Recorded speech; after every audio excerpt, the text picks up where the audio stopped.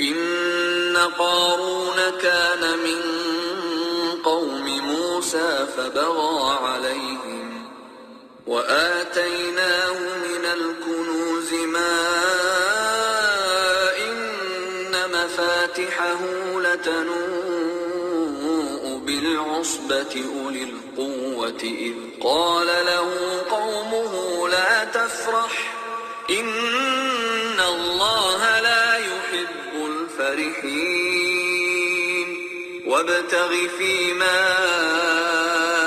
آتاك الله الدار الآخرة ولا تنس نصيبك من الدنيا وأحسن كما أحسن الله إليك ولا تبغ الفساد في الأرض إن الله لا يحب المفسدين.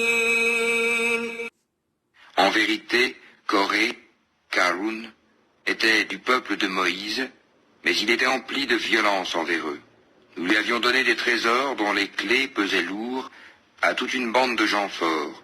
Son peuple lui dit, « Ne te réjouis point, car Allah n'aime pas les arrogants. Et recherche à travers ce qu'Allah t'a donné la demeure dernière. Et n'oublie pas ta part en cette vie. Et sois bienfaisant comme Allah était bienfaisant envers toi. Et ne recherche pas la corruption sur terre, car Allah n'aime point les corrupteurs. » قال إنما أوتيته على علم عندي أولم يعلم أن الله قد أهلك من قبله من القرون من هو أشد منه قوة وأكثر جمعا ولا يسأل عن ذنوبهم المجرمون فخرج على قومه في زينته قال الذين يريدون الحياة الدنيا يا ليت لنا مثل ما أوتي قارون إنه لذو حظ عظيم. Il dit, c'est par une science que je possède que ceci m'est venu. Ne savait-il pas qu'avant lui, Allah avait fait périr des générations supérieures à lui en force et plus riches en biens, et les criminels ne seront pas interrogés sur leurs péchés? Il sortit à son peuple dans tout son apparat. Ceux qui aimaient la vie présente dirent, si seulement nous avions comme ce qui a été donné à Corée, il a été doté, certes, d'une immense fortune. وقال الذين أوتوا العلم ويلكم ثواب الله خير لمن آمن وعمل صالحا ولا يلقاها إلا الصابرون. Tandis que ceux auxquels le savoir a été donné dirent, malheur à vous, la récompense d'Allah est meilleure pour celui qui croit et fait le bien. Mais elle ne sera reçue que par ceux qui endurent. Assalamu alaikum wa rahmatullahi wa barakatuh. Que la paix soit sur vous ainsi que la miséricorde et la bénédiction. Les passions gouvernent le monde. En effet, si on ne comprend pas ça et qu'on n'a pas compris ceci, on ne va pas comprendre pourquoi il y a autant de troubles dans le monde, pourquoi on assiste à ce spectacle affligeant, pourquoi il y a tels agissements, tels choix faits par les États, faits par les gens, etc. Parce que tous les débats,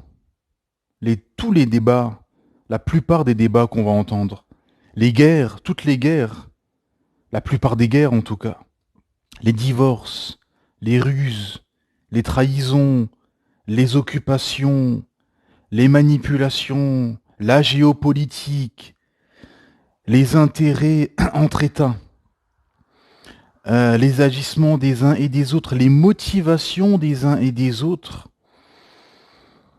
les réceptions dans des grands salons comme ça, dans des endroits où des élites, des gens qui ont beaucoup d'argent se réunissent,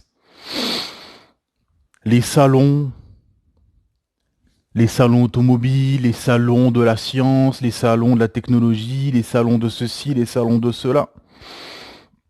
Le travail, des gens qui se lèvent à 4, 5, 6 heures du matin, qui passent une heure et demie dans les bouchons le matin, une heure et demie rebelote dans les bouchons le soir, à être des semi-esclaves pour payer leur lotissement avec jardin sur 25 ans et leur berline allemande.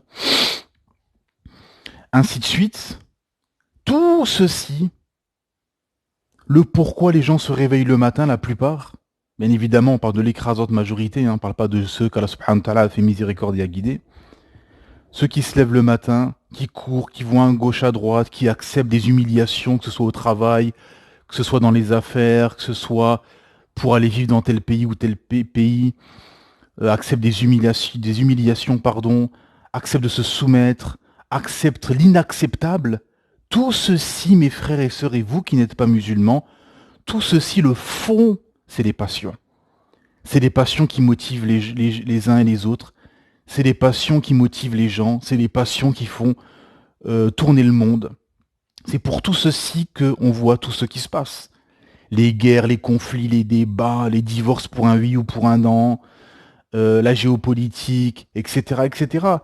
Les magouilles, les gouvernements où on met juste une petite élite de petits copains, de technocrates, d'amis, etc., ainsi de suite. Tout ceci, le fond, c'est les passions.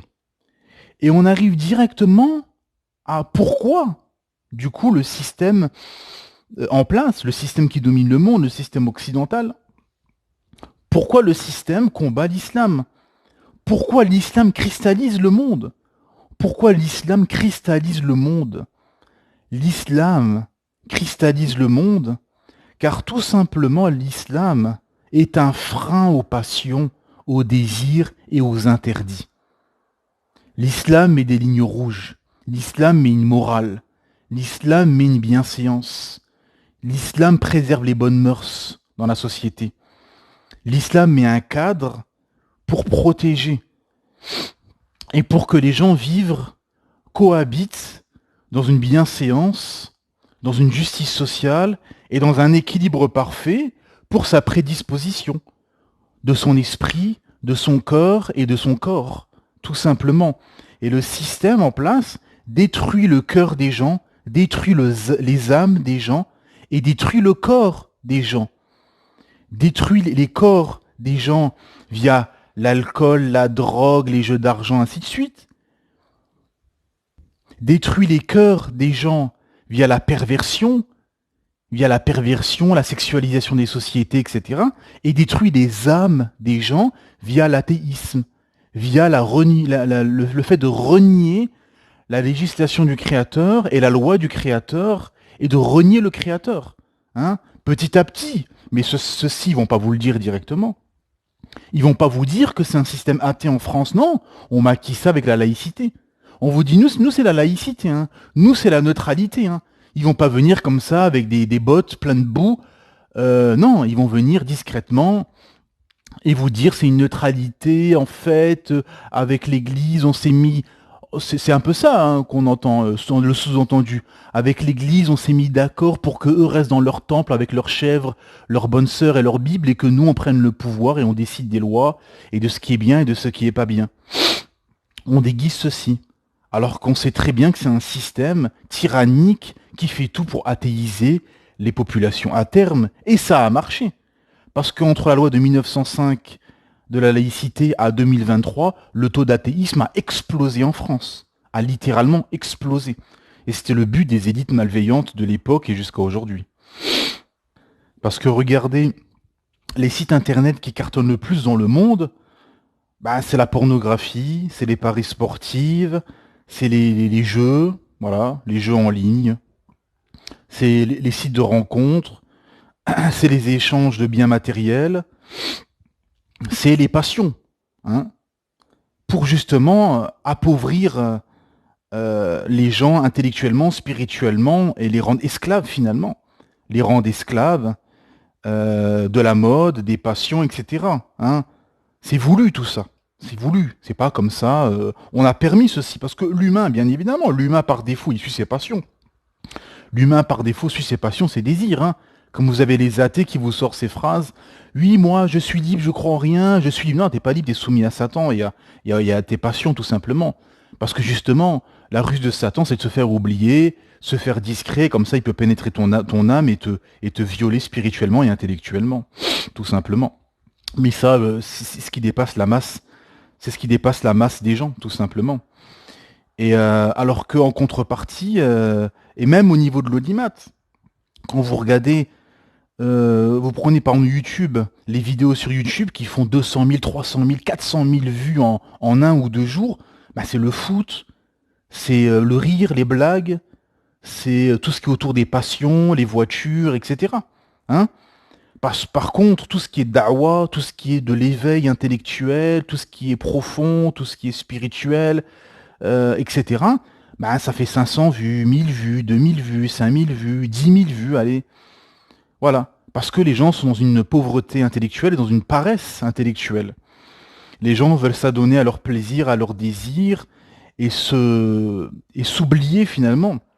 S'oublier eux-mêmes et se perdre dans tous ces plaisirs et ces désirs. C'est ça la réalité. Et eux, les élites de leur côté, bah, ils font le job, ils font tout pour emmener les gens vers ceci, tout simplement, pour pas les réveiller. Et c'est pour ça que justement l'islam est combattu aussi, parce que l'islam t'élève spirituellement, t'élève intellectuellement, et te libère spirituellement, intellectuellement, matériellement. Tu n'es pas soumis à acheter la dernière Golf, acheter le dernier iPhone, acheter le dernier truc, etc., etc. Non. Tu as compris que ceci est juste un moyen. Et c'est là le fond, en fait, par rapport aux passions, c'est qu'en fait, le système occidental athée en a fait une finalité absolue, a fait que les passions soient une finalité absolue. Aller en vacances, commander Amazon, aller au restaurant, acheter la voiture de ses rêves, s'endetter sur 25-30 ans pour acheter la maison de ses rêves, ainsi de suite, sont devenus des moyens absolus. Et c'est pour ça que beaucoup de gens qui arrivent avec beaucoup de qui arrivent à ce niveau avec beaucoup de moyens matériels, avec beaucoup d'argent, etc., qui deviennent même très riches, millionnaires ou milliardaires, beaucoup tombent en dépression, tombent dans la cocaïne ou se suicident parce qu'ils sont arrivés à un plafond de verre. Alors que non, Allah subhanahu wa ta'ala te dit que ce bas monde est juste une épreuve et qu'il faut concourir aux bonnes œuvres et que la vraie vie est dans l'au-delà. Donc tu as une perspective d'au-delà. T'es dans un esprit de ce bas monde. Ton esprit est à moitié dans ce bas monde et à moitié dans l'au-delà. Ce qui relève de la transcendance. Et c'est comme ça qu'on a été créé. C'est dans notre fitra. Et comme il n'y a pas ceci, les gens courent derrière les passions, les désirs, le matériel, etc. Eh ben on arrive à toutes ces dérives et à ces excès, etc. Hein, tout simplement. Comme on a eu, par exemple, les émeutes qu'on a eues il y a quelques semaines. C'était symptomatique de tout ceci. Moi, j'ai tiré 2 analyses de ce qui s'est passé avec les émeutes dans les banlieues. C'est que premièrement, on refuse l'autorité. Hein, je pense, je crois. Non, j'écoute pas. Hein, et on retrouve ça chez les musulmans. Beaucoup n'écoutent plus les savants musulmans parce qu'ils disent je peux interpréter moi-même le Coran, je peux interpréter moi-même les hadiths du prophète Mohammed sallallahu alayhi wa sallam. Je peux comprendre l'islam avec ma raison erronée. Non, j'ai pas besoin de savants. Alors qu'on sait très bien que Allah nous dit fas'aluha la dhikri in kuntum la ta'lamun, demandez aux gens de science si vous ne savez pas. Et on a le hadith du prophète qui nous dit les prophètes n'ont pas laissé de dirham ou de dirham en héritage, mais qu'ils ont laissé des savants, que les savants sont les héritiers des prophètes, tout simplement. Et donc, il y a ce refus d'autorité. Hein, première chose, première analyse des émeutes, c'est qu'on a le refus d'obtempérer, donc le refus de l'autorité, parce que je peux faire des délits, je peux rouler sans être en règle, je peux ne pas respecter le code de la route, etc. Et personne n'a le droit de venir me dire « Arrêtez-vous, monsieur, et on va vous contrôler, et vous n'avez pas le droit de faire ce que vous faites. » Non, non, non, le refus de l'autorité.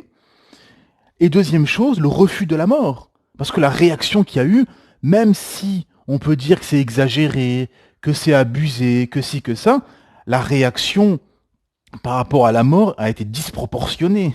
C'est disproportionné par rapport à ce qui s'est passé. Voilà, et c'était inutile de toute façon. C'est inutile. Donc on a le refus de l'autorité, pardon, et le refus de la mort. Et ça découle de quoi? Des idées de mai 68. C'est pour ça qu'on vous dit souvent ces jeunes là, ces jeunes racailles, ces jeunes voyous dans les quartiers, ouais, on parle d'islamisme, etc. Pas du tout.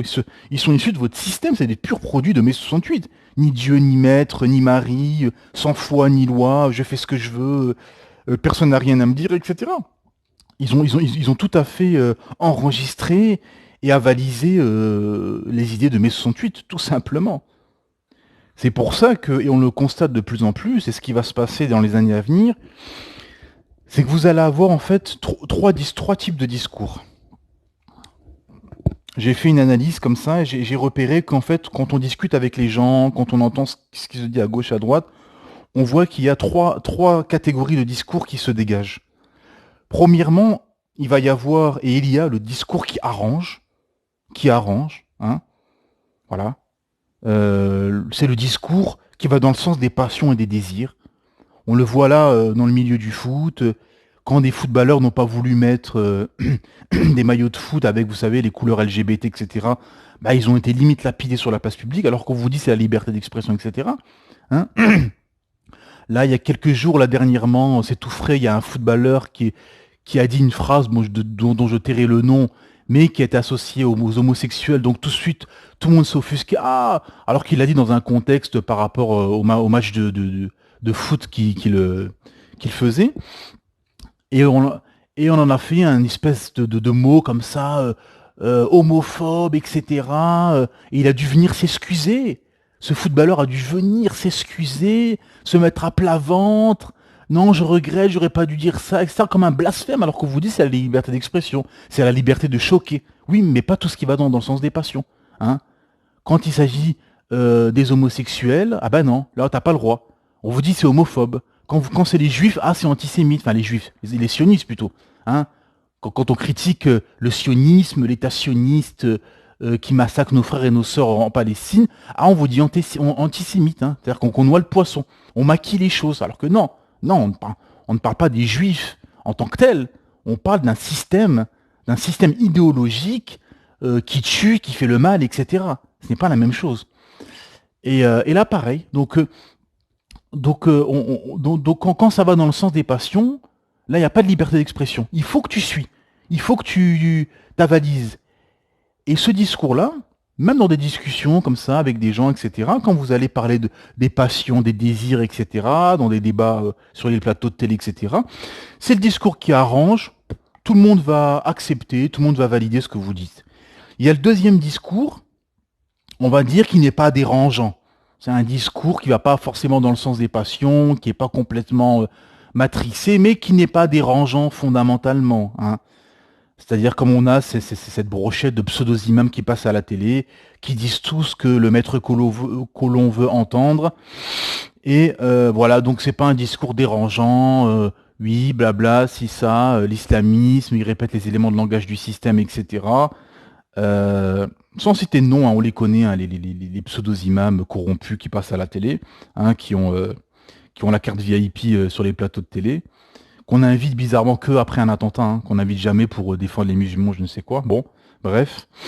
Et ce discours-là, qui n'est pas dérangeant. Voilà. Ah oui, ces imams-là, ah oui, ils sont pas dérangeants, ils touchent pas notre petite passion, nos petits plaisirs, nos petits intérêts, donc on peut les écouter, il n'y a pas de problème. Bon, on peut les écouter d'une oreille, ça va, ça passe. Et il y a le troisième discours, qui est mon discours et qui est le discours de beaucoup, qui est le discours dérangeant. Qui est le discours qui dérange.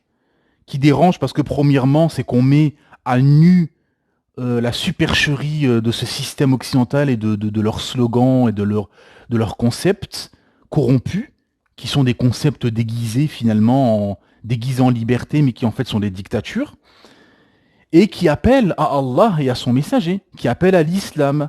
Et ce qui a été la mission de tous les prophètes, de mettre en garde et d'annoncer la bonne nouvelle. Et de faire sortir les gens des systèmes des hommes, de l'idolâtrie, du shirk, de la corruption, de l'ignorance, vers la lumière de la science, de la soumission à Allah subhanahu wa ta'ala, et surtout du tawhid, de l'unification divine. Et ce discours-là, bien évidemment, est dérangeant, est muselé, est combattu, est condamné, est diabolisé. Voilà, c'est ça la réalité. Donc vous allez avoir ces trois types de discours, tout simplement. Il y a aussi, par rapport aux passions, quelque chose qui a découlé, qui est un malheur et qui est nocif, qui est le féminisme. Le féminisme dont malheureusement l'écrasante majorité des femmes ont été touchées. Hein, maintenant, même dans des contrées éloignées, parce que forcément, avec la mondialisation, Internet, la télévision, etc., on peut endoctriner et changer des mentalités comme ça à des milliers de kilomètres. Et malheureusement, beaucoup de nos sœurs sont touchées par le féminisme. Même des frères, hein, même des frères sont touchés par ces idées-là. Par le féminisme, finalement. Où le féminisme, on fait croire à la femme qu'on va la libérer, la libération, on va la libérer du patriarcat, de rester à la maison, faire les enfants, etc., pour venir dans la liberté du travail. En fait, non, c'est une liberté déguisée en esclavage, en fait, parce que les femmes deviennent esclaves du capitalisme, du système. Elles sont toute la journée au travail, finalement, à perdre leur féminité et à ou ne pas faire d'enfants, ou bien leurs enfants sont éduqués par d'autres femmes et d'autres personnes. Hein. Et après, on pleure des conséquences, pourquoi mon enfant il est comme ci ou comme ça. Hein. Donc malheureusement, et c'est ce qu'il y a, c'est que beaucoup de sœurs sont touchées par ces idées-là, plus le système fait en sorte que maintenant, vous avez beaucoup de jeunes filles qui ont de l'argent, qui ont des voitures, elles sont chez papa-maman, elles ont la petite vie tranquille, elles vont au restaurant avec leurs copines, elles vont en vacances avec leurs copines, elles se font des petits plaisirs, elles sortent, elles ont leur petite vie comme ça, avec leur voiture, leur téléphone, leur argent, etc. Chez papa, maman, etc. À ce moment-là, l'homme est inutile, l'homme ne sert plus à rien. Pourquoi ces femmes-là vont se marier? C'est ça la réalité, c'est qu'il y a deux problématiques. Premièrement, ces sœurs-là, ils ne vont pas chercher forcément à se marier, parce que qu'est-ce qu'un homme peut m'apporter, premièrement. Et deuxièmement, beaucoup d'hommes ne voudront pas se marier avec ce genre de femme. Pourquoi? Parce que c'est immariable. Parce qu'avec ceci, il y a la mentalité féministe qui va avec. Et qu'est-ce qui va se passer dans les années à venir, les enjeux à venir et les années à venir pour toutes ces jeunes sœurs? C'est qu'elles auront deux choix. Ou bien elles auront un choix de dayouth, de pervers, qui vont les laisser sortir dénudés ou avec un voile pas légiféré, ou bien à traîner comme ça ou travailler dans la mixité entre hommes et femmes, etc. Mais la problématique de ces hommes-là, oui, c'est des hommes qui vont aller dans le sens de ces femmes et qui vont être un moyen pour pouvoir encore plus assouvir leur plaisir, leur passion, les vacances, les voyages et compagnie. Mais en contrepartie, la contrepartie de ce genre de personnages, vous savez, style de mauvais garçon, etc., c'est qu'ils vont ils traînent avec leurs potes, c'est encore un peu des gamins attardés à jouer à la console, à rester au bar chicha jusqu'à minuit, 1h du matin, à regarder du foot, etc. Donc quand vous serez enceinte et que vous accoucherez, que vous aurez des bébés en bas âge, que vous aurez besoin du soutien du mari, ce genre de personnages, et on a entendu beaucoup d'histoires comme ça, ne seront pas là. Parce que c'est encore des gamins qui vont encore aller regarder du foot au bar chicha jusqu'à minuit, 1h du matin, et qui vont vous délaisser. Hein, vous allez comprendre pourquoi il faut faire très attention avant de choisir un homme. Ou bien le deuxième choix, là, des hommes, des vrais hommes avec un grand H, qui sont des frères assidus, qui craignent Allah, qui font leurs prières, qui dans les seuls endroits publics où ils vont aller, c'est à la mosquée, hein, hormis bien évidemment le travail ou les courses, hein, on se comprend.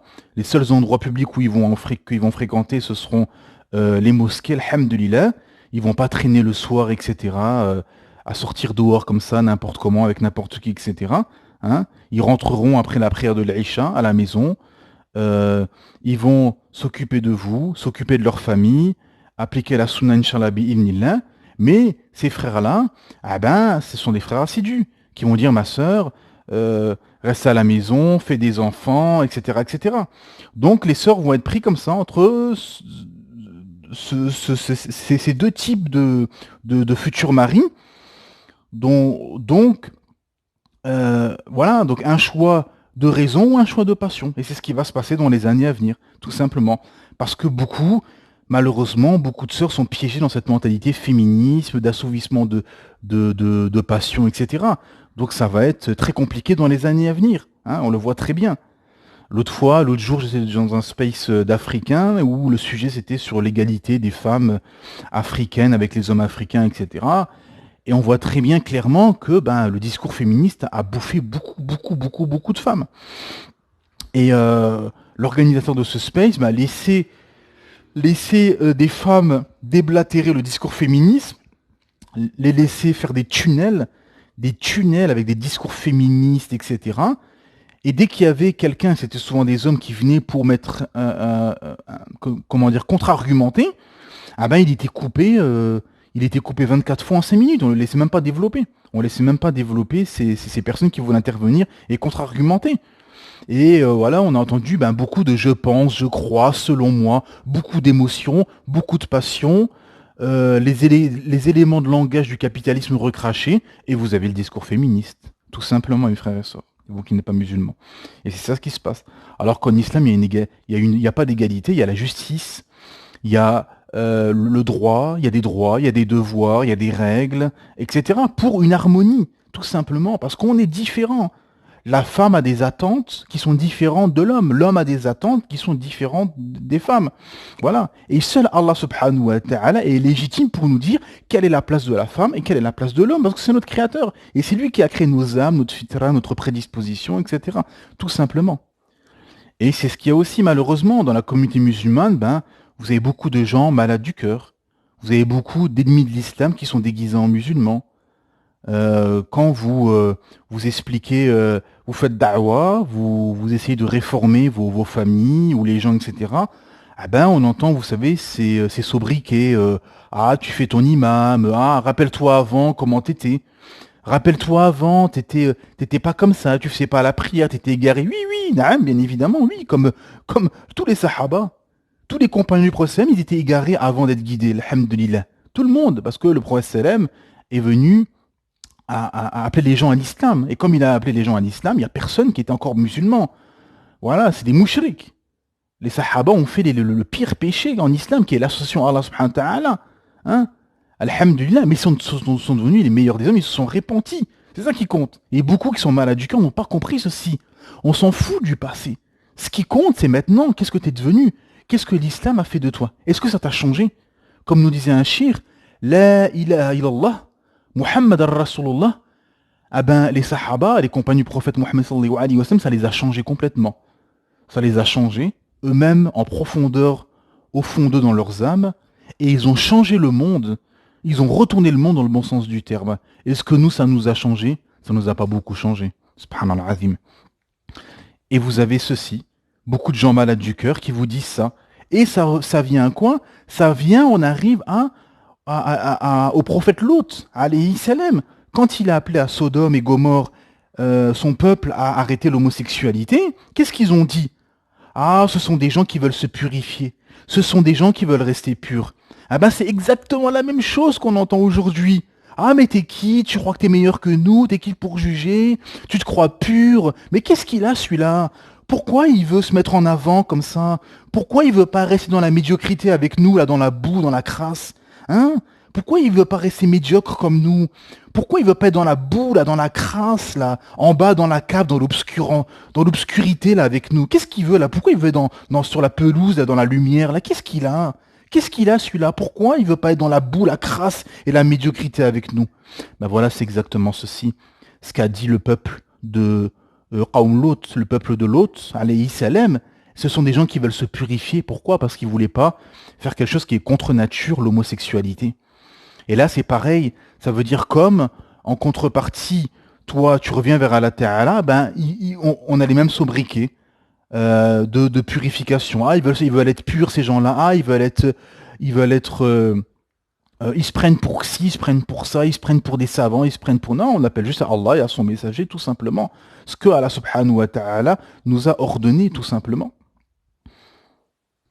Parce que la réalité de celle-ci, c'est que vous avez beaucoup de gens vous disent, oui, mais tel dirigeant, tel imam, tel savant, ouais, il n'est pas parfait, on a tous des défauts, on a tous des défauts, c'est comme ça. Là, ou parfois, quand on parle de mise en garde, quand certains imams ou prédicateurs sont mis en garde, on parle pas de défauts, là. La question, c'est pas de s'être trompé ou d'avoir des défauts. La question, c'est que vous avez des ennemis de l'islam qui sont déguisés en musulmans, qui sont des gens de la masse, qui sont des prêcheurs, des imams, des dirigeants, etc., etc., et qui veulent détruire l'islam de l'intérieur, qui veulent réformer l'islam, qui veulent corrompre l'islam. Wal'iyadu billah. C'est ça la réalité. Donc là, on ne parle pas de défauts, d'erreurs. Non, les erreurs, les défauts, des grands savants de l'islam en ont fait. C'est pas un problème, ça. Le problème, c'est quand vous avez des gens, ils ont une stratégie diabolique. Ils ont un plan pour réformer, changer l'islam, hein, pour changer les choses, pour revenir sur des obligations. C'est ça la réalité. Et on en a eu beaucoup. On en a eu beaucoup qui ont été broyés par le système d'ailleurs, hein, qui sont connus, etc., dont beaucoup penseront.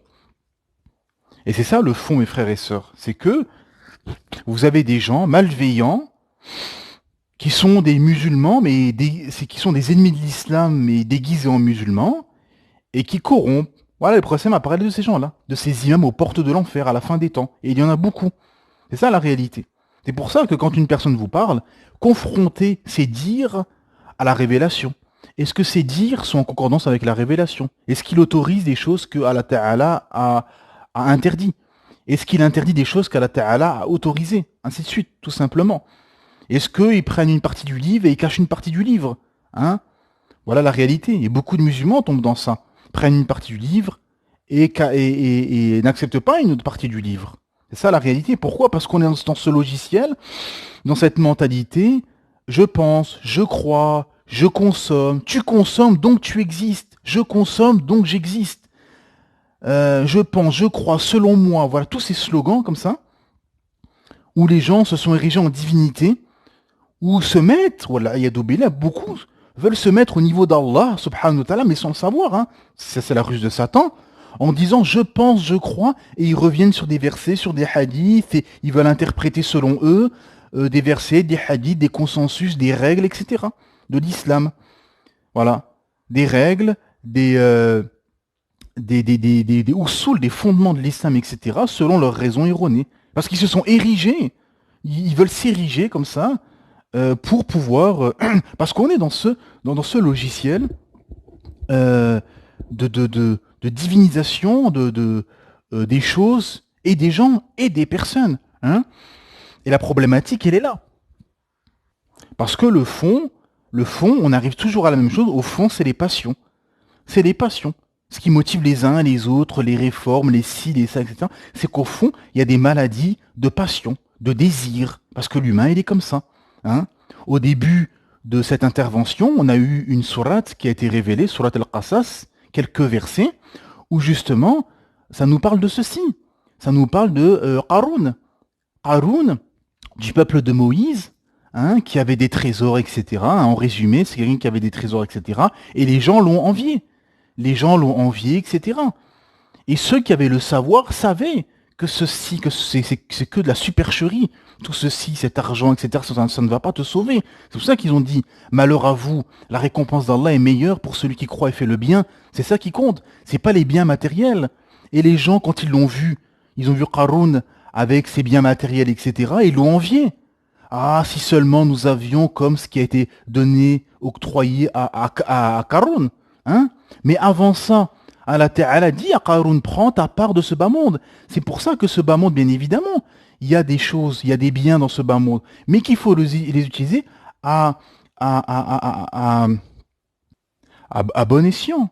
Hein, comme Allah Ta'ala nous dit au verset 77 de la sourate Al-Qasas, la sourate 28, traduction dans le sens, et recherche à travers ce qu'Allah t'a donné la demeure dernière. Donc ceci est juste un moyen. Ce matériel, c'est juste un moyen pour mieux adorer Allah Ta'ala, pour faire le Hajj, pour faire la Umrah, pour aller vivre dans la meilleure terre islamique possible, ainsi de suite, pour se libérer du temps libre, parce que plus on a de l'argent, plus on n'a plus besoin de travailler, de faire du commerce et je ne sais quoi, ou que des gens travaillent pour soi, ou qu'on est même rentier, peu importe, ah ben ça nous laisse du temps libre pour étudier la science, pour faire les actes d'adoration le mieux possible, ainsi de suite, tout simplement. Et n'oublie pas ta part de cette vie.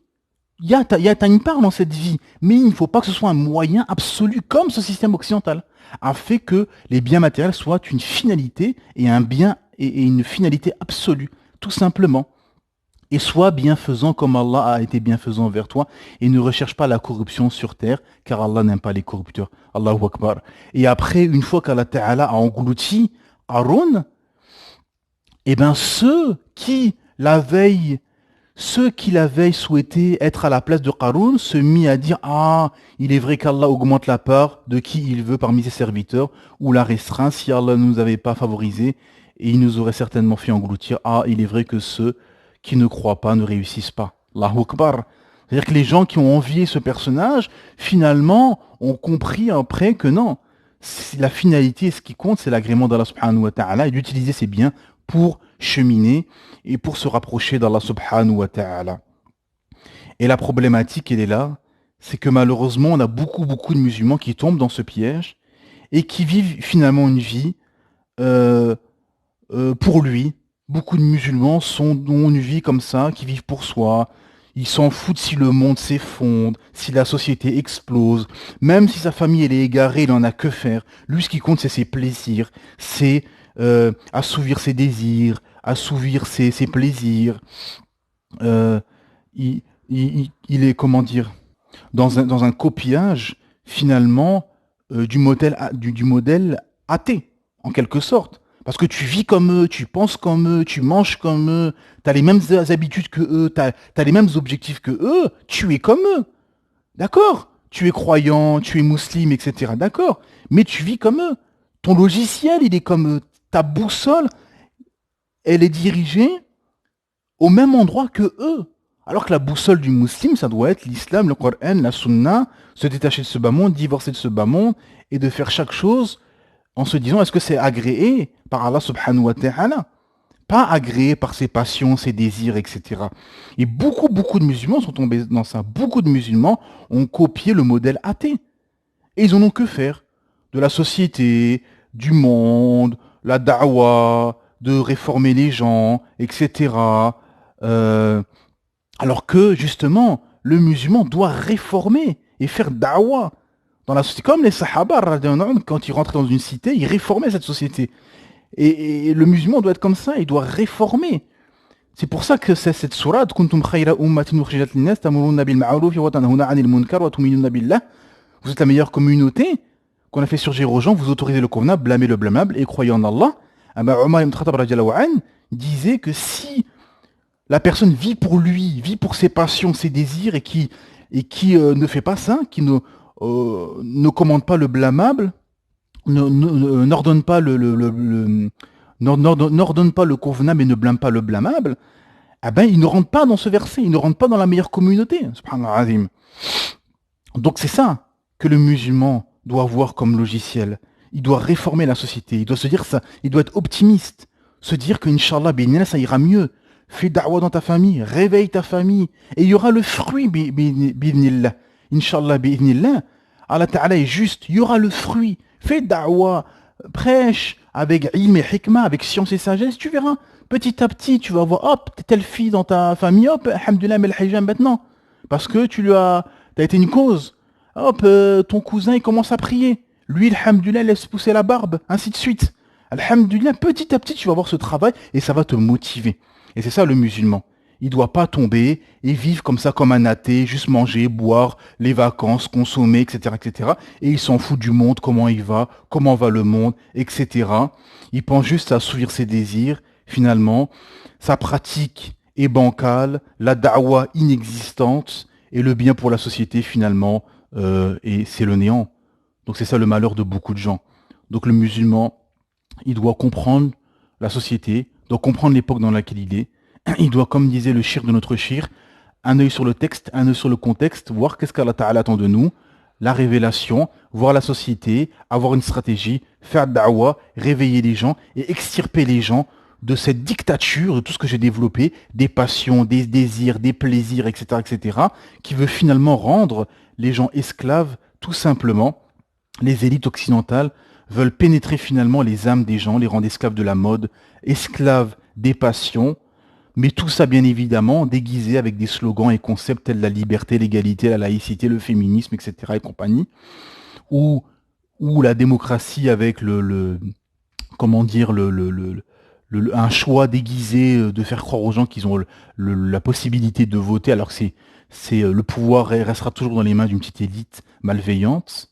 Et en contrepartie, qu'est-ce que fait le système? Diabolise la vérité d'islam, qui justement libère les gens des systèmes dictatoriaux des hommes, les libère de l'idolâtrie, les libère des passions, des désirs, de l'esclavage, de tout ceci, de toute cette supercherie, pour finalement les soumettre à Allah subhanahu wa ta'ala, le créateur de l'univers, et les libérer intellectuellement, spirituellement, et d'être des musulmans accomplis, et d'avoir, Inch'Allah, bi'idhnillah, ce que je vous souhaite, ainsi qu'à moi, le paradis éternel.